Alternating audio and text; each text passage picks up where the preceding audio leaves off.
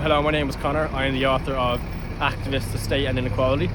I wrote this series because I felt that activists in the mainstream journalism aren't talked about, they're not interviewed, they're not included. I recently just came out of an interview with Senator David Norris, and we talk about everything activism, about his life, about the generational difference between activists my age and activists his age. He made this really good point just saying that he wasn't an activist, that he fought because he really believes in what he fought for in his life. He mentioned that he's been involved in social justice campaigns for about 51 years, which is just, my God, is amazing. The way he spoke, the way he came across, so elegant. He was really straightforward, he was really honest, and I really appreciate that. So to my editors Eve and Toadstool News, I greatly appreciate the opportunity. To my cameraman James, brilliant job. To Senator Norris and everyone I interviewed, it was such an honour. I was really grateful that you gave me your time to answer these questions really openly and truthfully.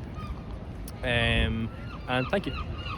So how do you think hate crime legislation could change Ireland and the people that live in the country? Particularly in my sense, a lot of my friends have been victims of hate crimes, and I can see that it's on a rise. What do you think of that? What do you think can change if legislation was brought in? Well, legislation isn't going to change people's minds. That's the first thing. It's going to be a more gradual thing than that. And there will always be a hardcore of people who are disaffected and have some kind of grudge. You can't get away from that. Same with any community, any minority community. But I think it's important to have hate crime there so that these things can be named and prosecuted for exactly what they are. And as you say, I've had approaches from a number of people who've been victims of hate crimes. And there was a man recently who was attacked in a car park. He'd gone on Grindr and made an arrangement to see this other man, but when he got there, he was attacked by a group of youths who were shouting homophobic comments and so on. So that was obviously a hate crime and should be prosecuted as such. Do you think there's any kind of intersection between what happened to Declan Flynn and how the course of events happened, particularly with the men not being fully prosecuted even after they found guilty? Is there any kind of relevance, or do you see any kind of things happening again? Do you see any kind of similarities? Well, the killing of Declan Flynn was a major turning point. I knew Declan. He was a very shy man. He worked in Aer Lingus, and he used to go to Berkeley Downs, which is a gay pub. And a group of other fellows from Aer Lingus on a night out came to the pub, and they saw him and they teased him about it afterwards. So he never went back, and he started going to Fairview Park instead to make contacts. And he was savagely attacked and beaten and murdered there. And the thing that really gave it force and impact was that the judge let them off without any consequence whatever. And that was seen as a license to kill gay people. And that led to a very large march. It was the first big demonstration. And grandmothers, mothers, fathers, children all went on that march. And that was a strong indication of public resistance to this kind of homophobic attitude. Recently we've seen, I think it was 4 or 5 years ago, Russia has been kind of pushing up their anti-gay laws. Most recently there was, I think GCN, Vladimir Putin has put in a legislation to ban, I think it's same-sex marriages, and then as well you see in Poland you have these LGBT free zones. What do you think of that? Well, I think it's appalling. I mean, one of the few positive things about the Russian Revolution was that they removed discrimination, legal discrimination against gay people under Lenin. And it's very shocking to see Russia going back towards this kind of thing. And the same in Poland. But Poland also has a strong anti-Semitic tradition as well as homophobic. And both of those elements are quite strong under the right-wing regime in Poland. So it's very regrettable. But it's all part of this worldwide right-wing populist trend that's going on. It's very regrettable. In our community, things are getting worse. Yes. I think there needs to be a much more bigger conversation about this issue on both sides. I think there is this movement of ACAB, all cops are bastards. I myself, I hate that term. I think it's disgusting. I don't think that we should label all people who want to protect innocent citizens should be labelled as that. But like recently we've seen the Gardaí march in Dublin Pride as well as the army.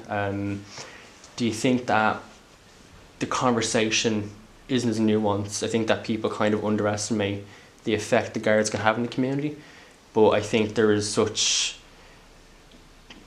much distance between the two kind of communities in terms of the Gardaí and the queer community. What would you like to see the guards do to kind of tackle hate crime, become more involved in the community? Well, the guards are much more involved in the community than they were in the past. I mean, there are community liaison guards all over the country with the gay community. That's very good. It was also very good that the guards marched in the Gay Pride March.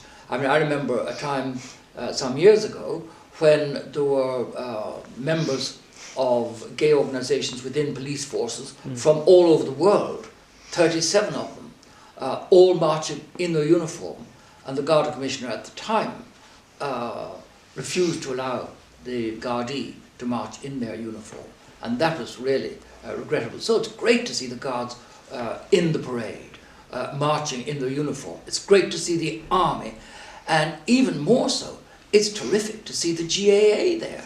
I mean, this really goes to the heart of the Irish community, and to see the GAA marching in the Gay Pride March is terrific. But I do remember in the old days there was an organisation in America called the GAA, but it was the Gay Activist Alliance. Well, I have a lot of friends who were, say, 40 plus and even 70 plus, and whenever I kind of ask them this question, they always kind of hesitate. They always feel really afraid to ask this question. So the question is, what was it like living as a gay man during the 60s until the criminalisation of homosexuality in 93? Well, I mean, first of all, we weren't gay men. We didn't know the word gay. And people of my generation grew up thinking we were the only one, because there was such a silence around the entire subject. I mean, and that really comes from the church. The medieval church had a phrase describing homosexuality: crimen illud hodibile non nominandum inter Christianos. That crime so horrible that it must not be mentioned among Christians. And so there was complete silence. It's extraordinary now when we have a Taoiseach and a Minister for Children who are gay, the leader of the Senate is gay, and so on. It's astonishing to think that there was no evidence of homosexuality in the country in the 1960s. It wasn't mentioned in polite conversation, it wasn't in the newspapers, it wasn't on the radio. I mean, homosexuality was just simply, completely and utterly covered over. And that's one of the reasons that I included, and I insisted on the inclusion of international witnesses, star witnesses from all over the world in the court case, because I wanted that to blow away the silence, and it did. Because we had the head of the American Psychiatric Association at the time when homosexuality was declassified as an illness. So his name, he was all over the paper one day. Then the next day there was somebody else. And that really did effectively break the silence.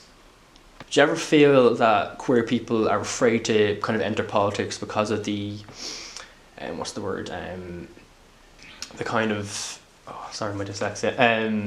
No, I understand exactly what you're talking about.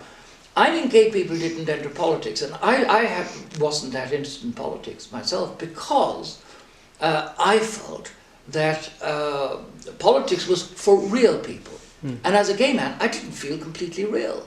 You know, real people, they went to school and daddy was at work and mummy was in the kitchen preparing the meals, and these young people in the story would wind up and they'd have a girlfriend and they'd get married, and that was it. That was reality, and I was sort of divorced from that reality.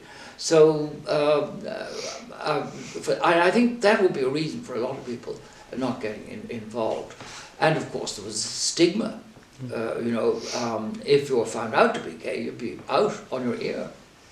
I want to ask, during the kind of 1960s, 1970s, where you were kind of really becoming involved in activism, And when you were being interviewed, like, I know you're part of the NFX, or the National LGBT Organisation. Yeah, I started it. Yeah, I know. I was there at the galas.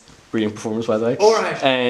I wanted to ask, during kind of before decriminalisation, did you ever feel nervous, or did you ever feel afraid about going on camera and talking as an openly gay man? No. Oh, really? No, I didn't. And that was the whole point of it. The whole point of it was to go on and show that we were ordinary. And when I went out to RTE, they said, oh, well, we'll have you in shadow with your back to the camera and we'll disguise your voice. And I said, well, then you can do it yourself. Because I want to be there, I want to be seen, I want to be facing the camera. Because the whole point of it is to show that I'm not a monster. And if you have me in shadows with my back to the camera, my voice disguised, of course I'm going to be a monster. Yeah.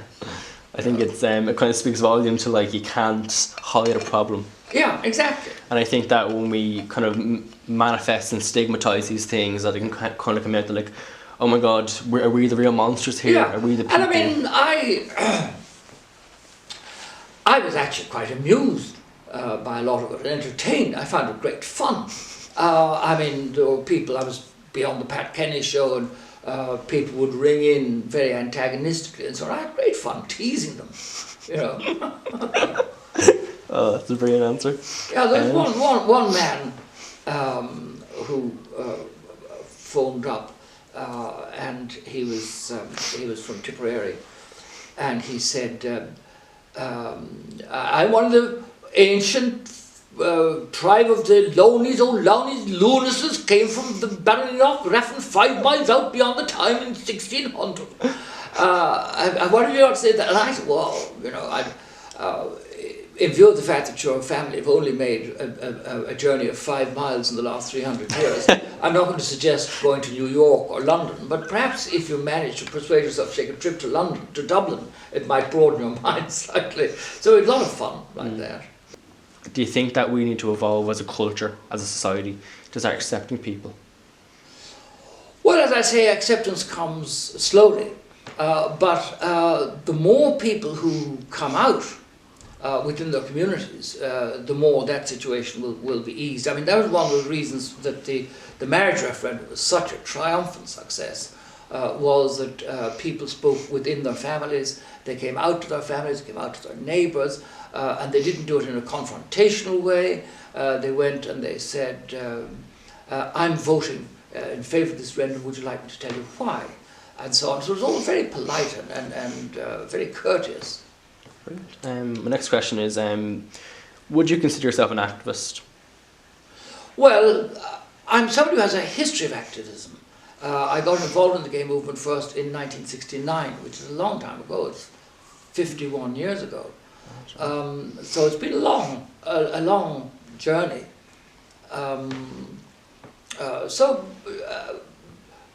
Do I consider myself an activist? At the moment, no. I take up gay issues when they're relevant in the Senate. But I don't spend my whole time on that. 10% of my electorate is gay, so I have to look after their interests. But there's also the 90%. And there are also much wider issues like human rights generally. I mean, most people, like me, start off on a human rights journey with their own particular problem. They want to make life easier for themselves. And that's exactly the same with myself. I was interested in making the situation easier for gay people, including myself, in this country. But gradually, you begin to see that the mechanism of oppression is exactly the same. Whether it's against women, against ethnic minorities, against religious minorities, whatever it is, the mechanism is the same, so that your interest in human rights naturally, inevitably, broadens out. You mentioned human rights there. Do you think that Ireland has really changed in the last 10 years, like with repeal and particularly marriage referendum? I think for myself, it was great to see these things happening. I was born in 99, so there's in terms of generational difference. It's great to see, but what kind of change would you like to see? Because I know we've gone through an immense change in the last 10 years. Do you think, I know you don't describe yourself as an activist, but do you think activism and social justice kind of campaigning needs to develop? Or do you think it already has developed since you've been fighting the campaign, or fighting the good fight? Yes, well, I think it must be very difficult for young people like yourself to imagine the situation in which people like myself grew up, because it was so completely and utterly different. So you're starting from a different point of view. And so you will still see things that need to be done. And there are still things that need to be done. I mean, there are some aspects of legislation involving, for example, tax that need to be tidied up for gay people. But those are quite few. And they will be addressed, I'm pretty sure. Then there are more diffuse situations that are more difficult to deal with, like, for example, bullying, particularly bullying in schools and so on and so forth. I mean, I gather now that gay is used by quite young people as a term of abuse. You know, oh, you are so gay and all this kind of stuff. Oh, that's so gay, like the enact. Yeah, yes, exactly. So I'm not quite sure that will be dealt with immediately. I don't think it will. And the other thing is the question of education in schools, sex education. I mean, some schools with the Catholic ethos leave it out. They don't deal with it at all, or at least they don't deal with it effectively. Now, I think that's all wrong. I think the state education system should provide the facts. It's up to the parents to put those facts in an ethical context. But I think everybody should be entitled to the factual information about their sexuality. There's been a very big conversation on both the left and the right of politics. I'm going to use extreme very kind of loosely here. How extreme do you think sex education needs to be so that we give young people the kind of tools they need? Because I know, again, we're seeing a lot of, as you mentioned, the word gay being used as a term of not endearment but as a slag to mock someone. So do you think that when we talk about sex ed, we need to include, say, well, maybe in your friends, okay, just use gay as a slur, but you need to understand the context of these things. Do you think context is a really big important thing when it comes to sex ed? Because when we think of sex ed, we don't think, I wouldn't think of relationships or consent. I would just think of sex, STIs and all that. What do you think needs to kind of be, what kind of extremes would you like to see in sex ed? Well, I think you're absolutely right to mention sexually transmitted diseases. I think this is important because young people nowadays seem to be a bit more careless than people were during the height of the AIDS epidemic. And I think that's important. I think sex education needs to be sensitively done. And it needs to be age appropriate. And there's no point in going through all the details of the plumbing with a kind of a 7 or 8 year old kid. You know, it'll just confuse them and possibly upset them. So it needs to be age appropriate and it needs to be sensitive. And it needs to be done by somebody that the children will trust. I mentioned STIs there, and you talked briefly about it. We've seen the PrEP program being planned out, and it was great to see it. But a few things came up in my friend group of people I know who are in, say, student unions, and they mentioned that it's more Dublin centred, it's more city centred, where you see in rural areas and places like, I think it's Cork, they don't have it actually planned out or actually pushed out. Well, I wouldn't regard Cork's particularly rural. I meant rural areas. Yes. So do you think that when, and this isn't like a kind of a stab at the government, but do you think that there is enough communication between the queer community and kind of government policy and kind of rollouts such as the PrEP program? No, I think there probably isn't. And I think there should be. I mean, this is where, I mean, the collapse of Glen, I mean, I think Glen isn't really very active anymore. I think that is a pity because they were a very valuable communication with government. They did a lot of lobbying and so on and so forth. So I think that's a gap in the market that needs to be filled. I mean, Outhouse does very good work. And of course there's Gay Community News, which is the community newspaper. Oh, I love GCN. I love them. Yeah. I mentioned earlier about Pride. Yes. Why do you think Pride, in your opinion, is really important? Because you mentioned how it's getting bigger and bigger each year. Well, I think it's a wonderful demonstration of solidarity. And I mean, last year, 100,000 people. It was actually fantastic, you know. I mean, the length of it, because I sort of marched in it, and then I took a bit of time off because I'm not that strong, And I sat inside and I watched her going past. It was absolutely astonishing. And I remember the first march I was on, which was in 1973. And there were 8 of us. And we picketed the British Embassy because there were British laws first. Then we went along to the Department of Justice. And we all had placards, and mine said homosexuals are revolting, which was a double entendre. The 46A bus nearly went through the railings of the green when they saw us, and all the secretaries were up on the first floor with their eyes out on stalks looking at us. And then a lorry drew up, and the minister's new carpet was shoved out onto the pavement, and the helper got out, and he took one look at us, and he said back into the cab, "Hey, Mick, fucking queers!" And Mick got out and took a look and said, "What a beer, I don't give a bollocks, a picket's a fucking picket, mate." And he took up my placard and marched around with us for half an hour. It was absolutely wonderful. It's amazing. Yeah, we were just talking about pride there, but you mentioned the Department of Justice. There's been a lot of anger towards them in terms of their situation of handling asylum seekers and direct provision. Yes.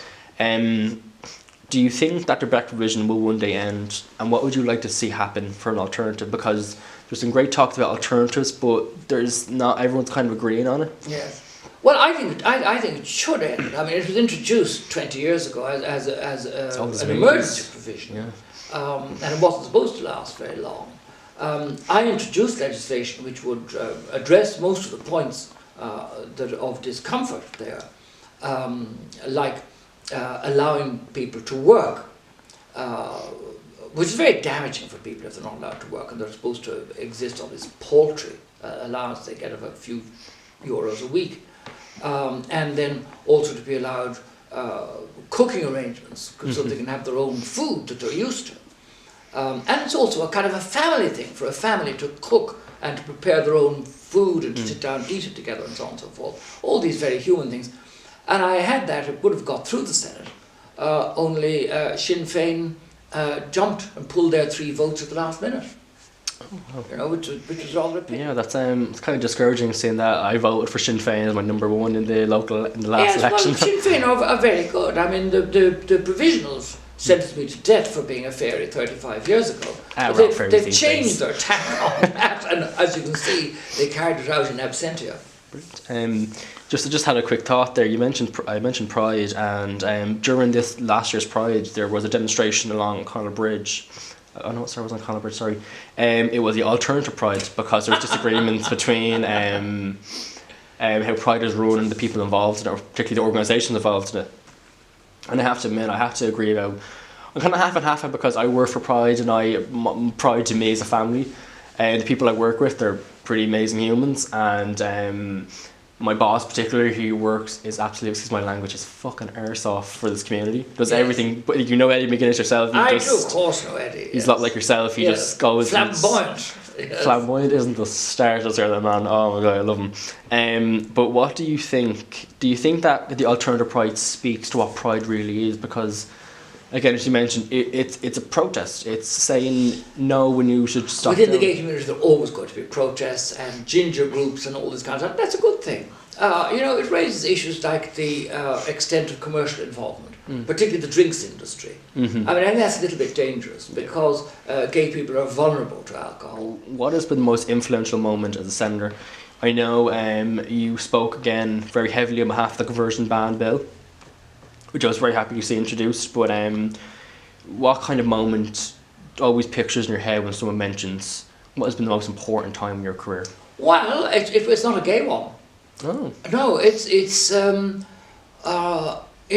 2014 I got the senator called to discuss the Israeli invasion of Palestine, and I was only out of hospital and I was quite weak, and it was my 70th birthday.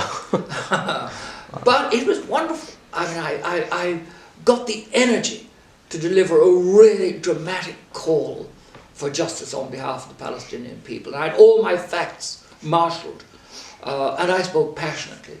That I didn't realise it's gone up on this thing called YouTube, and it's had hundreds of thousands of visitors. And I still get people writing to me from all over the world about it. And that was important because I spoke to the people in Palestine. I visited because I know that part of the world very well. And I said to them, I can't promise that I can get anything done. And they said, well, what we need to be remembered. We need our suffering to be recorded somewhere so that it won't have all been in vain. So at least I was able to do that for them. And that's one of the things I remember. Cool. And also, I got the Foreign Affairs Committee. I mean, this country didn't have a Foreign Affairs Committee until I instituted one.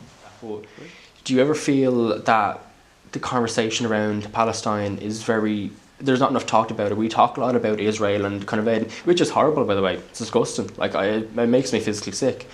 But when, just myself now, do you think that we need to also, I wouldn't say punish, but remind people that there has been human rights abuses against queer people within Palestine? Oh yes, I think it's very important to raise these issues. And I've raised them in Iran, in Iraq, and in many of the Middle Eastern countries when I go there. I mean, because when I was on the Foreign Affairs Committee, we used to make diplomatic visits to these places, and I always raised those issues. I think it's important to raise them with the Palestinians as well. But the fact that people whose human rights are abused abuse human rights themselves doesn't mean that you should stop addressing their situation, because the old cliche is two wrongs don't make a right. Well, they don't. And you have to fight oppression wherever it comes. I think there's the conversation needs to much more develop in that situation. I think I really do love seeing this movement of boycotting, and people have become somewhere aware of it. Yes. And there is more of a kind of critical social kind of thinking around this. It's brilliant to see, particularly in my kind of area of work. Yes, well, we in the Senate, we did pass the bill about products from the occupied territories. I think that was very important. And Ireland stood out on its own there, despite the government's hesitation. I mean, the government feels they need to keep talking, but I mean, the talking is getting nowhere, absolutely nowhere.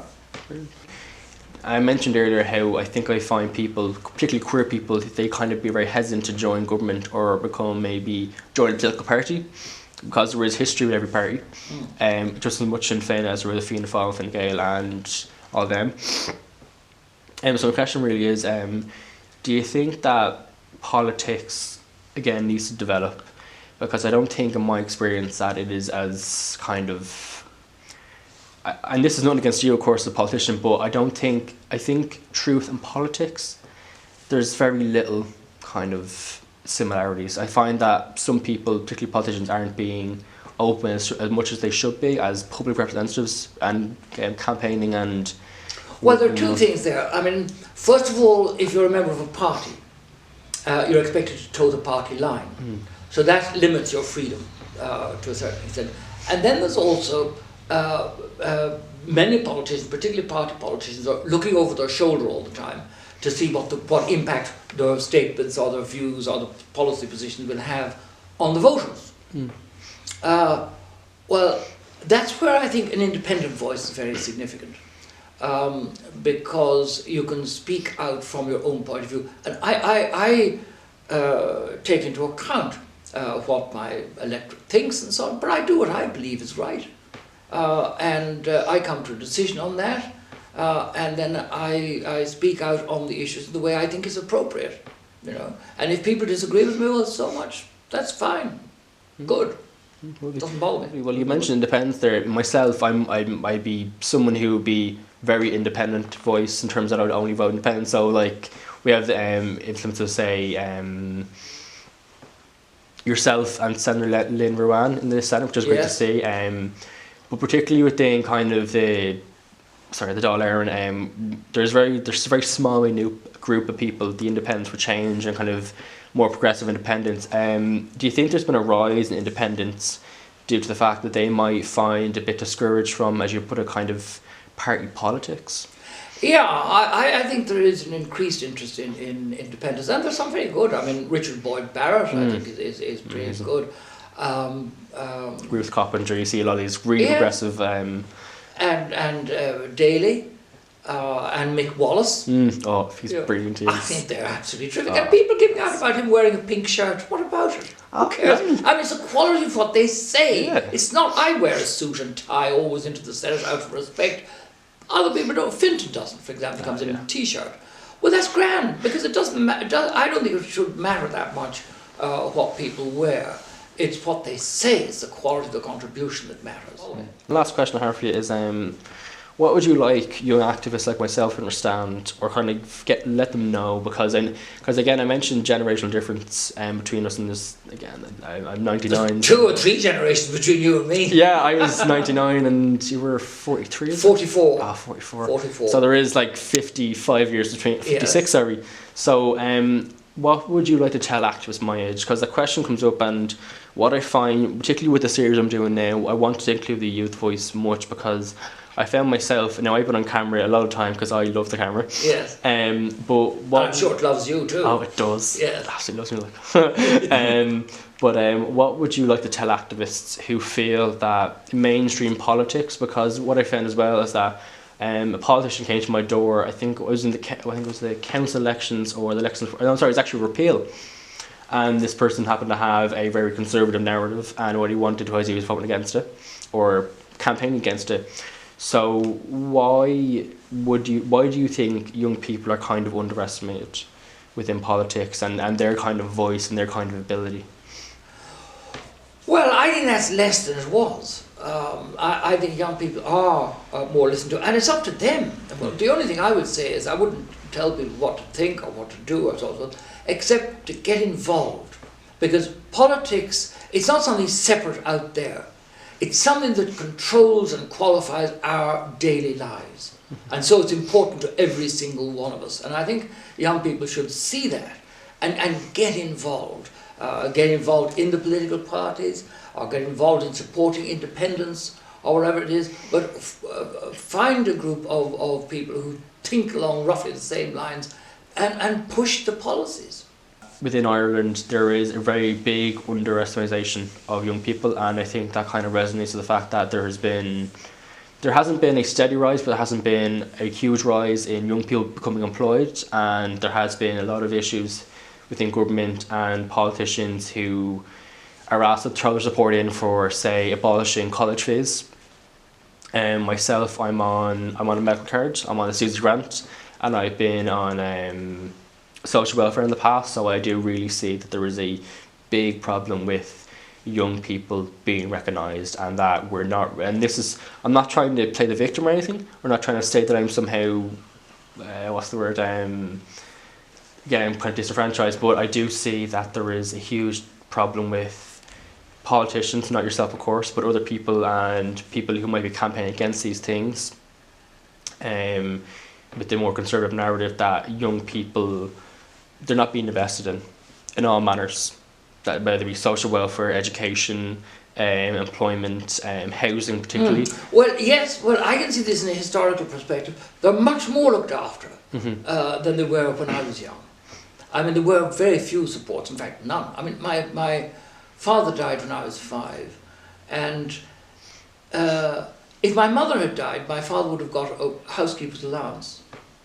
The breadwinner died, my mother got nothing, absolutely nothing. I went through Trinity, I got various scholarships and so on and so forth, but essentially we had to pay for it. There was no support, whatever. There were a couple of county council scholarships, but they had to be held at UCD, and we'd always gone to Trinity.